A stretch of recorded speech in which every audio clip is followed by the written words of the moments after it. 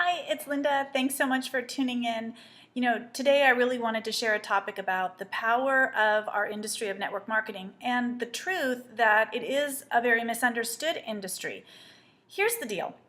I remember hearing this a long time ago, that there's people who have issues with network marketing. And my premise has always been, and I don't know where I heard it, but I remember learning this and I find it very much to be true, that people don't have an issue with network marketing.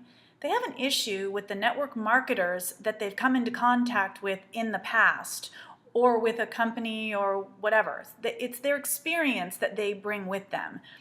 I can remember years ago when I started my very first organization and team of people, and I was so head over heels in love with this industry. I felt like I found the buried treasure, and I shared it with everybody. And that enthusiasm was really contagious. And then I started reading books and learning a little bit more about the how-tos and how to be effective. And I remember reading an excerpt in a book that said, when you go and talk to your friends and family, be cautious because they know you as their little sister or their big sister or their Aunt Susie who's whatever. They know you in one context, and all of a sudden you're coming to your family, the people that you care about most, with this great opportunity, and your enthusiasm sometimes can be overshadowed by their conditioning of who you are and what you know and what you don't know. And so it's funny, but a lot of times it's our friends and family that we want to be cautious of when we talk to them about our opportunity. And of course, those are the people that you want to talk to the most and the fastest because you care about them. And so you're excited to share the product or the income opportunity. And so those are the people that you go to first. And it sometimes can be a little deflating when they're just less receptive than we thought they would be. And that's just the way it is. For whatever reason, that's always the way it is. And it's not for whatever reason. There's a ton of reasons behind it. And we can sit and analyze it forever, but the truth is that sometimes the people that we care the most about are the ones who can be the least receptive on the outset. Sometimes, not all the time, but sometimes. So that was the only thing I remember being taught way back, we're talking more than 20 years ago, about what to look out for when you first start sharing your enthusiasm. Well, now there's something else to look out for. And it's really very interesting. The onset of the internet has been a tremendous blessing in communication and acquiring knowledge and just everything that the internet has brought us. But it has also provided a forum for anybody to anonymously create content that can be true or false. Because we're in a misunderstood industry and because people bring their experience to the industry, there is a tremendous amount of bullying that can happen online. And we look at bullying from a perspective of high schoolers and what we hear about bullying, and it's so hard to swallow when we hear about somebody whose reputation has been compromised because someone started a rumor. And it used to be back in the day, before there were cell phones and internet, that a rumor would get started and someone would share it with somebody else via telephone and it would turn into something big, and probably the rumor itself, even if it had a seed of truth somewhere, by the time it unfolded, it was this huge thing that was completely false and untrue and could really, shatter somebody's reputation.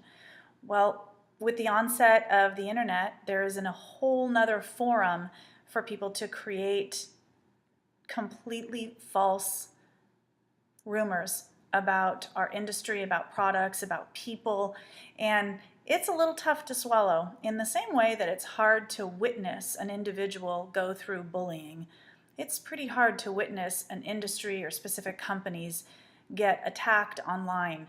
And so I just really encourage you, as you are sharing your vision with other people, as you're sharing what's in your heart and you know to be true, that you don't let any false statements or misunderstandings influence that enthusiasm, because you're then giving other people total control over whether or not you stay excited.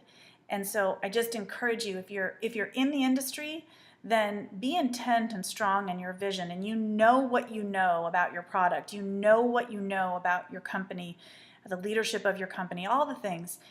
And if you're someone who's looking at a network marketing company to join, recognize the person who's shared this with you has very likely done their due diligence. They've looked beyond what is bullying. They've looked beyond to the truth of what is really, really there. Otherwise, they wouldn't be sharing it with you. So when back in the day, we had to look out for maybe some dream stealers is what they called them. We had to look out for dream stealers who were people who just weren't really receptive to what it is that we were talking about. And sometimes it was our closest friends and family. Now there's an added element. The joy that the internet brings us is the ability to transfer information and share information with other people so quickly. But as I said, it also presents a forum for absolute falsehood. If you think about it, from the time that we were young, if you read something, if it was in print, it was in a school book, so that was real. When you're learning math and algebra and English and history, you're looking at your books and you're learning from that, that's real. It's in print. When newspapers first started in the printing presses and newspapers were being presented, what was in print was actually real, and we could count on that. Of course, we know that in the onset of World War II and propaganda, that what was in print wasn't necessarily the truth, that somebody could potentially put in print absolute falsehood. But printing now is governed. There's liability, there's slander, there's all kinds of protection around what's in print, so that at least when we're reading something in the newspaper, there's some kind of governing to make sure that it's real.